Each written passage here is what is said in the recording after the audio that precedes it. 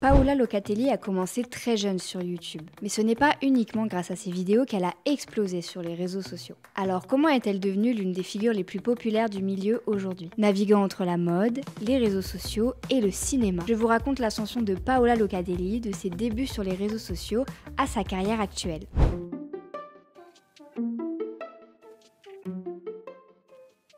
Aujourd'hui, j'avais envie de vous parler de Paola Locatelli parce qu'elle fait partie des influenceuses les plus influentes de France. Elle est même amie avec Rihanna. Qui ne rêverait pas d'être amie avec Rihanna? C'est une actrice, elle est même mannequin. Mais comment a-t-elle commencé? Je vous propose qu'on revienne ensemble sur sa carrière.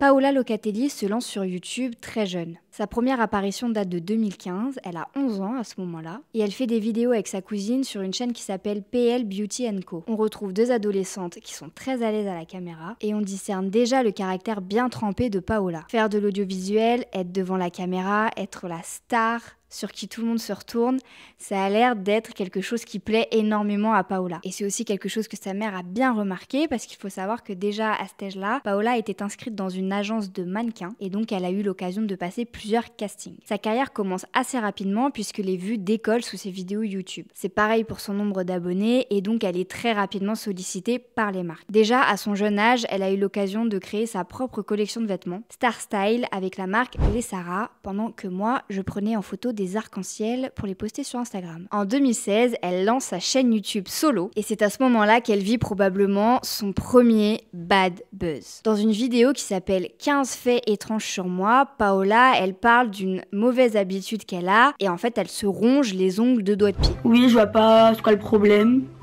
C'est bon, c'est gracieux. C'est une séquence qui fait sourire, qui en dégoûte certains, mais qui fait partie des moments cultes d'Internet. Cette petite confession, elle est toujours disponible sur YouTube, et son nombre d'interactions a réellement permis de faire décoller la carrière de Paola. En réalité, ce bad buzz va lui être utile parce que c'est ce qui va faire décoller sa notoriété. Aujourd'hui, elle rigole de cette anecdote un peu honteuse, mais il faut savoir que ça n'a pas toujours été le cas. Elle subit du harcèlement au collège, surtout sur son physique, mais aussi sur cette mauvaise habitude de ronger ses ongles de doigts de pied. Pour éviter de recevoir ces remarques désobligeante, elle décide de s'éloigner des réseaux sociaux pour la première fois. Au final, elle décide de ne pas se laisser abattre. Et avec le soutien de ses amis, elle est revenue en force sur YouTube avec sa chaîne actuelle, Paola LCT. Grâce à son nombre d'abonnés qui ne cesse de grandir, elle se fait aussi un cercle d'amis dans l'influence. Elle apparaît avec des créateurs de contenu comme Bilal Hassani, Sullivan Goued et Antonin, ce qui la rassure de continuer. En réalité, elle est peu présente sur YouTube et son réseau social de prédilection, c'est vraiment Instagram, où elle a plus de 2000 photos qui ont été postées entre 2016 et 2024. Elle est aussi pas mal présente sur Snapchat où elle réalise des collabs pour les marques notamment. Plusieurs fois, elle va faire des posts sur YouTube parce qu'elle n'est pas satisfaite de son travail et qu'elle n'a plus la motivation. Les années passent et les opportunités, elles, ne manquent pas. En 2017, elle rencontre des célébrités comme Cameron Dallas, Jaden Smith et Rihanna, avec qui elle est toujours en contact aujourd'hui. Paola n'est plus cette adolescente qui mange ses ongles de pied. Elle attire l'attention de grosses marques comme Louis Vuitton, Dior ou encore Garnier. En 2020, elle a même créé son propre parfum avec Louis Vuitton. Sa carrière dans l'influence se déroule donc très bien, de quoi prendre sa revanche sur les personnes qui se moquaient d'elle. Mais pour rester dans ce milieu, il faut que Paola s'entoure des bonnes personnes. Fin 2017, elle rejoint l'agence d'influenceurs Follow. L'équipe lui permet de continuer de travailler avec de belles marques et de nouer des liens avec des personnes qui comptent dans le milieu de la mode et de la beauté. Par exemple, Paola, elle voit très souvent Rihanna lors d'événements Fenty Beauty avec Sephora par exemple. Leur relation, elle plaît tellement aux médias qu'en fait, dès qu'elles se rencontrent, il ne manque pas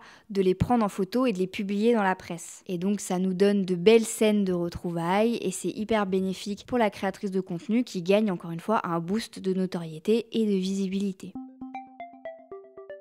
Par la suite, elle montre son côté engagé en devenant marraine de l'association AIDA en 2018 qui soutient les enfants et les jeunes adultes hospitalisés. Chaque année, elle participe à leur action de Noël qui consiste à obtenir des dons pour offrir des cadeaux à ces personnes-là qui sont hospitalisées. Elle prend aussi position contre le racisme en mettant notamment en avant le mouvement Black Lives Matter et ce slogan, c'est toujours sa photo de profil Instagram depuis des années. En 2020, pendant le Covid, elle est invitée à l'Elysée par Gabriel Attal pour diffuser un message sur les gestes barrières aux côtés d'influenceurs comme Enjoy Phoenix ou Just Riyad. Paola rêve plus grand. Elle a collaboré avec de belles marques, joué les mannequins, noué des liens avec des artistes. Maintenant, il lui faut un nouveau challenge et ce sera le cinéma.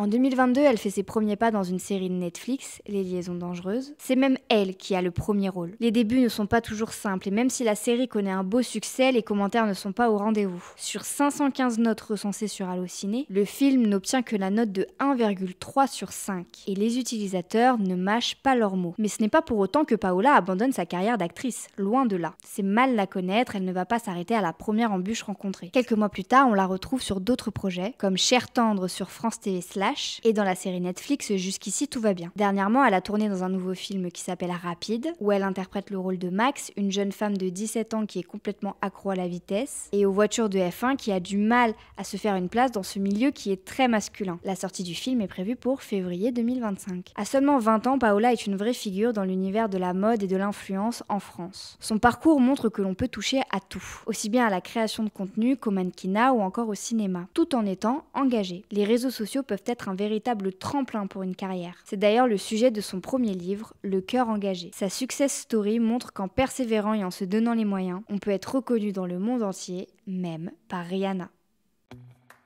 Vous venez d'écouter l'histoire de Paola Locatelli et vous êtes dans un épisode de T'es qui toi, notre série de Noël pour vous faire découvrir ou redécouvrir les parcours des créateurs et créatrices de contenu les plus suivis en France. Durant le mois de décembre, vous pouvez nous retrouver tous les jours sur notre chaîne YouTube pour découvrir justement ces portraits. J'espère que cette vidéo vous aura plu, n'hésitez pas à la liker, à la commenter, à la partager et à vous abonner, c'est ce qui nous permet de développer notre chaîne et de vous proposer toujours plus de contenu. Et je vous dis à la prochaine pour une nouvelle vidéo.